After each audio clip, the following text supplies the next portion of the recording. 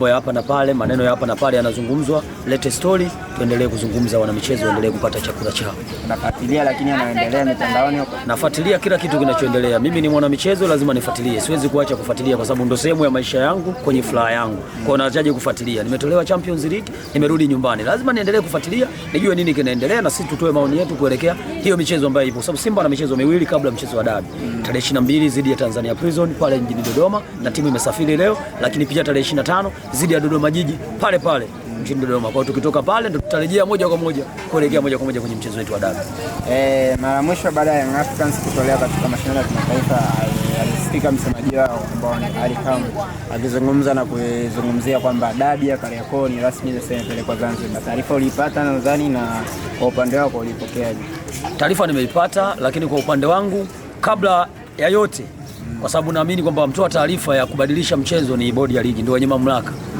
Timu mwenyeji huwa inapewa tu taarifa pale inapotoa maombi, bwana, taarifa yenu tumeifanyia kazi na tumejiridhisha kwenye hayo matakwa yenu, tuko tayari kupeleka mchezo huko mnapopahitaji, kwa sababu ndio wenyeji wa mchezo, lazima wapewe nafasi kubwa kwenye huo mchezo. Lakini wao hawana mamlaka moja kwa moja kutoka na kutoa taarifa kwamba mchezo utakuwa hapa na muda utachezwa muda fulani, na maana wanaonekana wao ndio wenye mamlaka kwenye nchi hii ya kupanga kile wanachoona wao kinafaa kwenye michezo yao, lakini sio bodi ya ligi. Na kati bodi ya ligi ni chombo ambaye kinajitegemea na kutoa maamuzi yake kwenye ligi kuu pale anapoona inafaa. Na pia kuna chombo cha masaa 72 kile kipo kwa ajili ya kuwahukumu wale wote wanaoenda kinyume na utaratibu ya matakwa ya makubaliano kwenye ligi kuu. Lakini binafsi wao wametoka na wakitangaza mchezo wao utapigwa New Amani Zanzibar na muda ni saa 2:15. Maana yake ni kwenda kuikosea bodi ya ligi, kuikosea heshima. Lakini bodi ya ligi pia hawakutaka kusimama kwenye makali yao na kuona kwamba hawa wamevunja kipengele cha kanuni. Moja kwa moja na wao wakatoa taarifa yao kwamba mechi itapigwa New Amani Zanzibar majira ya saa 2:15 usiku. Ile ndio imestua Simba na wao wakaandika barua yao kwa kuomba ufafanuzi.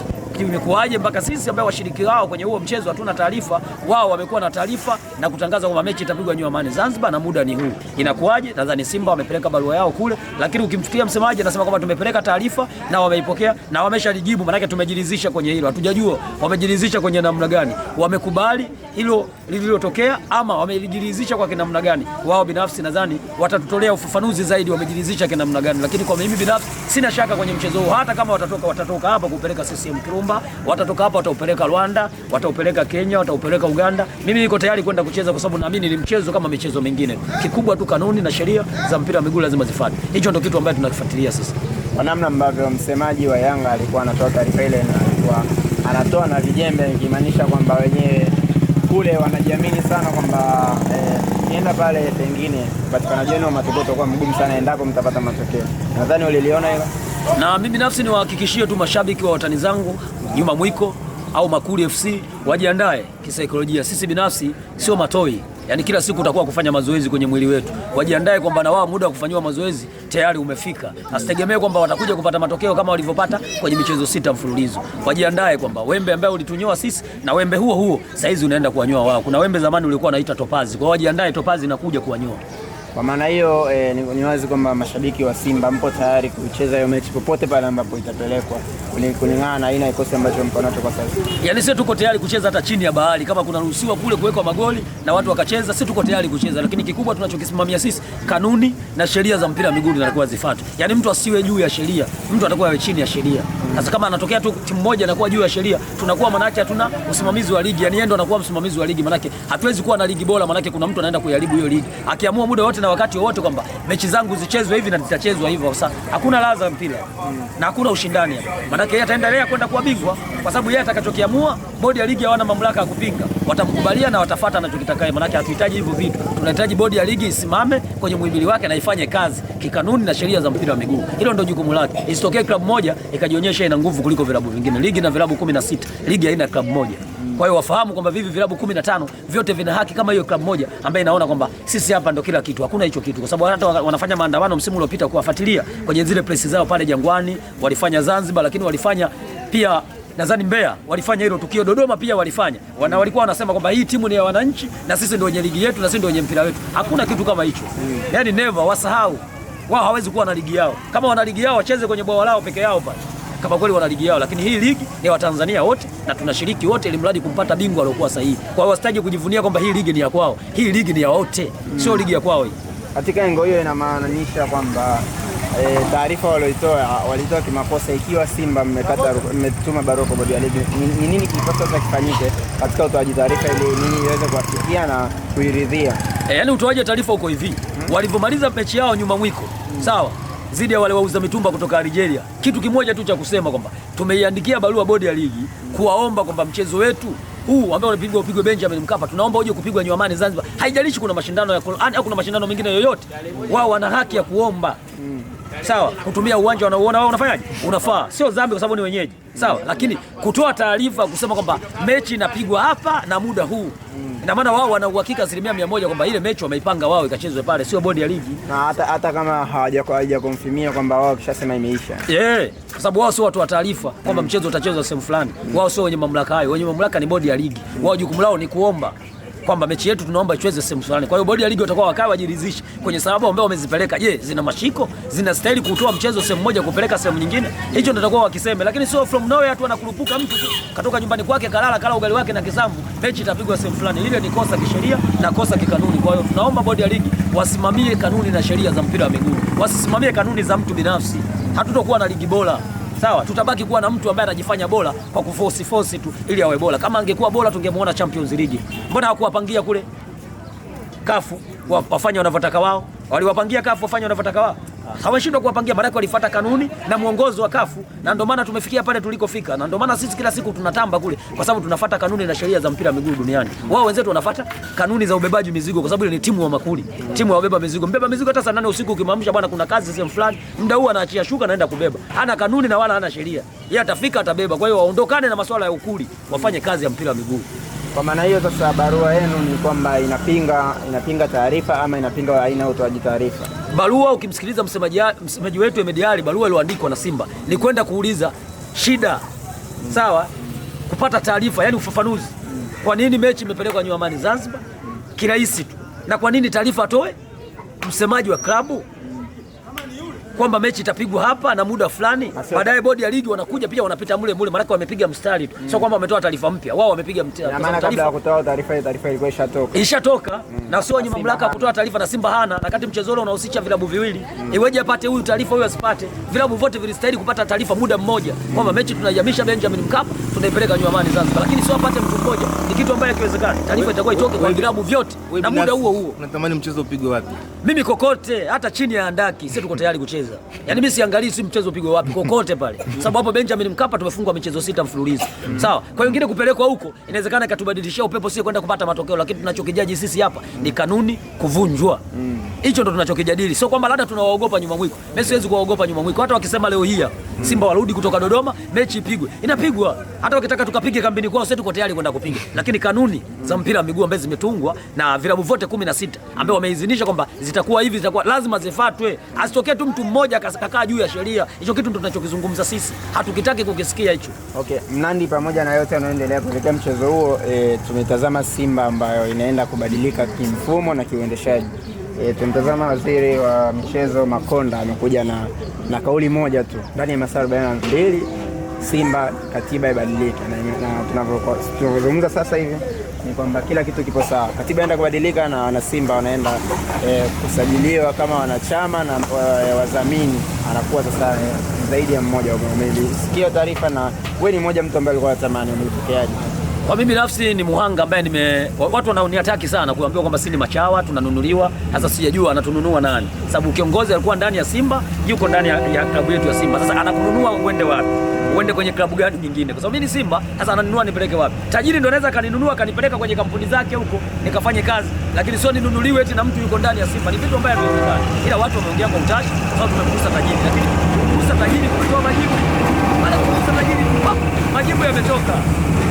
Kadi za wanachama naenda kusajiliwa, wanachama wapya wanaingia, lakini pia muda mfupi baadaye waziri ametoka akiamuru kwamba BMT kupitia mwenyekiti wake kwenda kulimaliza jambo la Simba na asiende ofisini kwake, kwamba maki anapata taarifa kwamba anataka kuja ofisini kwake. Akasema usije ofisini kwangu, kanuni na sheria zipo na unazifahamu. Kwangu tutakuja kuzungumza mambo mengine, lakini sio jambo la Simba. Naomba malizeni hilo jambo la Simba haraka ndani ya mwezi huu. Yeye hajawaambia siku 5 au siku 3. Ndani ya mwezi huu jambo lifanyaje? Leo limekamilika kabla tujaingia kwenye mwezi Machi. Na kweli ndani siku ya kwanza, ya pili, ya tatu jibu limetoka. Kwa hiyo inaonekana kwamba jambo lilikuwa tayari, lakini lilisubiri mtu alipush ili iende kukamilika. Kwa hiyo mimi niombe tu vyombo vyenye mamlaka visiwe vinahofia kitu chochote. Vinapokuwa kwamba kuna jambo fulani litakuwa lifanyiwe kazi kwa haraka, basi wasimame na walifanyie kazi ili watu waendelee kupata haki yao ya msingi ili maisha mengine yaendelee. Kwa sababu hata haya minong'ono ya Mohamed Dewji kila siku kwamba kuna watu wananikwamisha, mara hii timu inaiendesha kwa hasara, yale yote yanakuja baada ya mchakato kufanyaje? Kuto kukamilika kwa wakati. Lakini mpaka sasa mchakato umekamilika. Tayari kila kitu kiko sawa sawa. Mimi sasa hizi naendelea kunywa mtori tu.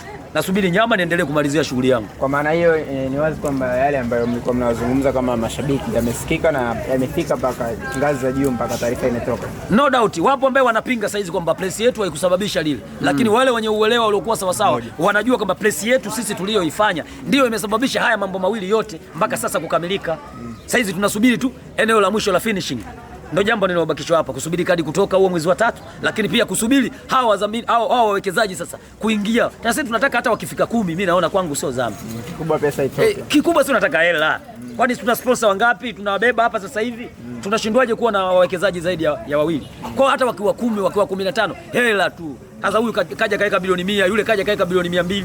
Sawa? Yule kaeka bilioni 500. Sisi tunataka tukusanye mzigo wa kutosha. Mimi nakwambia msimu ujao sasa tunamsajili mchezaji kokote. Hata ukisikia tunaenda Man City tunachukua mchezaji. Sasa tunashindana na hawa vifuta jasho au tunashindana nao kuchukua wachezaji underground hapa. Tunatakiwa tukasajili wachezaji wenye daraja kubwa waje kucheza Simba Sports. Huwezi kuchukua ubingwa wa Afrika kwa wachezaji underground. Lazima ulete wachezaji wenye daraja kubwa. Washirikiane na hawa wa daraja la kati. Ndio uweze kufanikiwa kuchukua ubingwa, kwa sababu ubingwa wa Afrika hauchukuliwi kwa maneno. Unachukuliwa kwa vitendo kwenye pichi. Ndio maana unaona Ahli kila siku wanatamba kuchukua ubingwa wa Afrika, kwa sababu wana wachezaji wenye daraja la juu kuliko wachezaji ambao tunawasajili sisi. Pamoja tunawasumbua, lakini hatujaweza kufanikishwa kuwapiga chini tukaenda sisi kukaa pale juu. Unaona kwa muda wote walikosa ubingwa msimu uliopita, lakini ukimwangalia Ahli bado yuko pale namba 1 kwenye renki, hajashuka.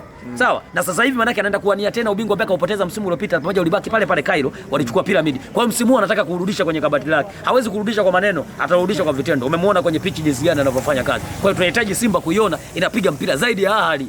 Sio kama Ahli, tunataka kuiona Simba kipiga mpira zaidi ya Ahli. Lengo tuwashushe pale. Tukipiga kama Ahli maana hatuwezi kuwashusha. Lazima tupige zaidi yao ili tuweze kuwashusha. Huwezi kuwashusha kwa maneno, natakiwa hela. Mtu akisema leo bwana mimi sinunui mboga, nalala njaa. Sawa? Sinunui iftari, maana amfuturu na daku amri. Sasa utakuwa umefunga kwa kupitia maji tu peke yake. Ni kitu ambacho kiwezekani. Kwa lazima wawepo watu wengi ili mradi wapushi mambo yetu ili yaweze kuenda kwa wakati. Kwa hiyo wale walikuwa wanatupinga sisi, wanatuona sisi ni maadui, ni Yuda, na sasa hivi wanaanza kuona matunda yake. Simba itakuwa simu nyingine na timu tishio. Hata huyo msajili mwenyewe ambaye anakabidhi katiba, ulisikia alichokizungumza. Simba inaenda kuwa klabu ya kwanza. Sawa? Kuonyesha njia na kuwa ya mfano, na wataiga vitu vingi, sio ya kwanza kupitia ile katiba. Vingi tu tayari washaiga. Kwa hiyo itakuwa ni mwendelezo wa kuiga. Wameiga Simba Day, wameiga sisi tumepeleka kibegi kule mlima Kilimanjaro, wamepeleka kijagi chao sisi kimeishia pale getini. Hatujakiona kufika. Kwa hiyo maana kuna vitu vingi wataiga vya kimaendeleo. Kwa hiyo naamini huu ni muda wao kuendelea kuiga. Wao wanajifanya klabu kubwa, itabaki klabu kubwa kwenye namba tu 1930 ngapi? 35. Lakini kwenye kila kitu kwenye pitch wataiga kwetu sisi Simba Sports. Basi Mnandi, tukomia hapo, nikutakia kila la heri kuelekea michezo ya ligi kuu ambayo imebaki kuelekea kutetea ubingwa wa ligi msimu huu. Na mimi kikubwa niwaambie mashabiki na wanachama kila kona tulipo ya nchi, tupambane kuhakikisha kwamba huo mchezo wa dabi tuangalie kama mboni ya jicho. Yaani tusilete masiala kwenye hilo. Tusiwaachie viongozi, tupambane kila namna kuhakikisha tunaenda kupata matokeo kwenye huo mchezo. Tukifungwa mara 7, sura zetu tunaweka wapi? Najua kuna mtu kila siku lazima apigwe mawe, na yeye kwenye mchezo wake akipoteza ndo anakuwa mbuzi wa kafara wa kwanza kama kawaida. Lakini sawa, yeye endelee kuwa mbuzi wa kafara, lakini sisi kama wana Simba tutambue kwanza majukumu yetu. Tupambane kuhakikisha mchezo wetu tunarudisha heshima yetu. Hakuna vinginevyo. Tupambane tuhakikishe tunashinda. Tunajua kweli tuna vita michezo miwili, na hii michezo miwili pia ina vina 7 na hawa watani wetu. Maana ni michezo migumu kwetu. Kwa hiyo tuombe wachezaji ambao tunaenda kukutana nao. Tanzania Prison tunajua wazee wa kwata. Hawa wazee kusababisha injury kwa wachezaji wetu. Tunawaomba wacheze kwa nidhamu, kwa sababu tuna mchezo ambaye upo mbele yetu, ambaye mchezo sisi tunauangalia kwa jicho la tatu. Wacheze kwa nidhamu, wapate kile wanachostahili. Kama wakiwa bora watapata alama 3. Wasipokuwa bora alama 3 zitakuja Msimbazi. Si umenielewa kwa makini? Lakini wakiwa labda tumelingana uwezo, watapata alama 1. Kwa hiyo wacheze kwa nidhamu, kuwalindia wachezaji wetu wasipate injury kuelekea kwenye mchezo wa tarehe 1 mwezi wa 3. Na Dodoma pia, wote tunawajua wao kanyaga twende. Tunaomba wawalinde wachezaji wetu. Hawa wachezaji ni lulu ya taifa. Sawa? Bila sisi maana hakuna chochote kinachoendelea kimataifa. Walitamba watu kwamba sisi wa kimataifa tunaenda robo finali, mwisho wa siku wako wapi? Si hao wamedondokea hapa. Saizi mbilinge wanakimbilia kwenye tarehe moja, wanasahau hata majambo mengine, wapo kwenye tarehe moja. Kwa hiyo wakubwa Afrika ni sisi kupitia ngazi ya daraja letu la taifa letu Tanzania. Bila sisi maana hakuna chochote. Msimu uliopita yeye na Azam walikuwa klabu bingwa, wote wamedondoka. Hakuna ambaye alitoa uwakilishi. Lakini sisi tulikuwa shirikisho, tumeenda mpaka finali.